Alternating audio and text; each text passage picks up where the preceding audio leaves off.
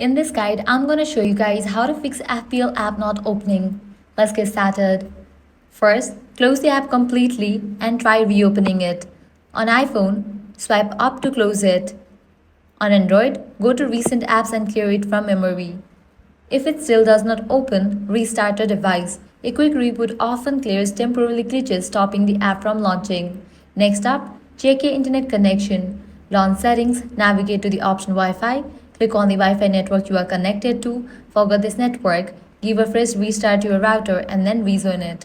Or else you can enable for the option airplane mode, wait for a few minutes and then disable it. Next up, clear cache for the app. For that, navigate to the option General, click on iPhone Storage.